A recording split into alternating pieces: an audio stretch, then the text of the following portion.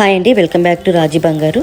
ఈరోజు మన వీడియోలో చిక్కుడుకాయ ఫ్రైని నేను ఏ విధంగా చేస్తానో మీకు కూడా చూపించబోతున్నాను. రెగ్యులర్గా కాకుండా ఉప్పు, కారం, పసుపు అలాంటివి వేసుకొని చేసుకుంటాం కదండి. అదే విధంగా మనము కారం లేకుండా ఓన్లీ పచ్చిమిర్చితోటి చాలా రుచిగా ఎలా చేస్తానో ఒకసారి మీరు కూడా చూడండి. దీనికోసం నేను ఒక 1/2 kg చిక్కుడుకాయలు తీసుకున్నానండి.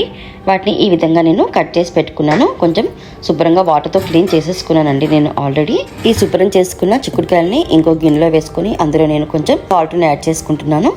దాంతోపాటు ఈ చిక్కుడుకాయలు మునిగేంత వరకు కొంచెం వాటర్ కూడా వేసుకొని దీన్ని స్టవ్ పైన పెట్టుకొని కొంచెం ఉడికించుకోవాలి. ఈ చిక్కుడుకాయలు అనేది మనకి 30% ఉడికితే సరిపోతుంది. ఇప్పుడు మనము పచ్చిమిర్చిలను తీసుకుందాము. వీటిని కొంచెం శుభ్రం చేసేసుకున్నానండి నేను ఆల్రెడీ. వీటి తొడిమలు తీసేసుకొని వాటిని కట్ చేసుకోవాలి. నేనైతే పచ్చిమిర్చిలను కొంచెం ఎక్కువనే వేసుకుంటున్నానండి. 10 నుంచి 11 వరకు వేసుకుంటున్నాను. మీరు స్పైసీని బట్టి మీరు యాడ్ చేసుకోండి.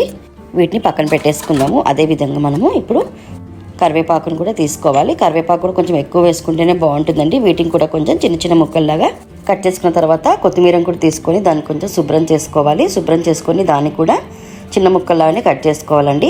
మన చిక్కుడుకాయలు ఉడుకుతున్నాయి చూడండి. మనకి ఈ విధంగా ఇది 30% ఉడికితే సరిపోతుంది. దీంట్లో వాటర్ని సపరేట్ చేసుకున్నాను. ఇప్పుడు మనము వెల్లుల్లిపాయలు కొంచెం ఎక్కువనే వేసుకోండి. దీంతో టేస్ట్ మాత్రం చాలా బాగుంటుందండి. నేను ఈ విధంగా దంచుకుంటున్నాను. వెల్లుల్లిపాయలు కూడా రెడీ అయిపోయాయి. అదేవిధంగా మనకి తగినంత సాల్ట్ని తీసుకోవాలి. దాంతోపాటు కొంచెం అల్లం వెల్లుల్లి పేస్ట్, అదేవిధంగా తగినంత పసుపు, జీలకర్ర, ఆవాలను కూడా తీసుకోవాలి. స్టవ్ పైన ప్యాన్ పెట్టుకుని అందులో కొంచెం ఆయిల్ని వేసుకుందాము. ఈ ఆయిల్ కొంచెం హీట్ అయిన తర్వాత అందులో ఇందాక మనం దంచుకున్న వెల్లుల్లిపాయలు అందులో వేసుకోవాలి. దాంతోపాటు జీలకర్ర, ఆవాలని కూడా యాడ్ చేసుకోవాలి.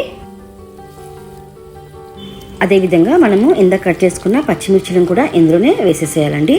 ఈ ఇంగ్రీడియంట్స్ అన్ని మనము ఒకసారి ఈ విధంగా కలుపుకోవాలి.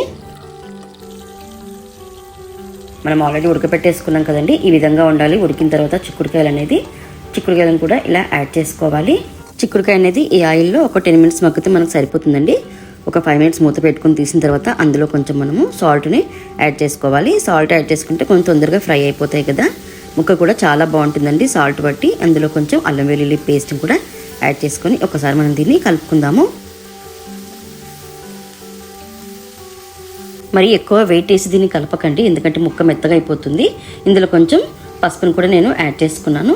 ఈ చిక్కుడుకాయని ఇలా చేసుకోవడం వల్ల చాలా టేస్టీగా ఉంటుందండి. ఇది చపాతీస్లో కానీ వేడి వేడి రైస్లో కానీ చాలా బాగుంటుంది. ఇందులో కొంచెం నేను కరివేపాకును కూడా యాడ్ చేసుకున్నాను. ఈ కరివేపాకును కట్ చేసి వేసుకున్నాను కదండి. దీని స్మెల్ అనేది ఇంకా చాలా బాగా వస్తుంది. ఒక 5 minutes మనము మూత పెట్టేసుకొని తీసేద్దామండి.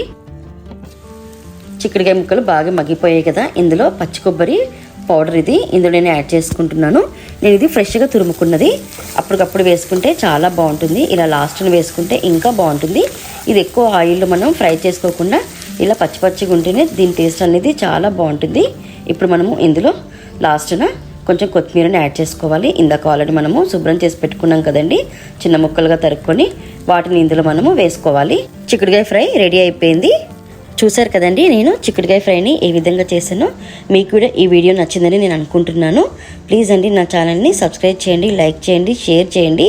అదేవిధంగా ఒక చిన్న కామెంట్ కూడా పెట్టండి. ఓకే అండి, బాయ్.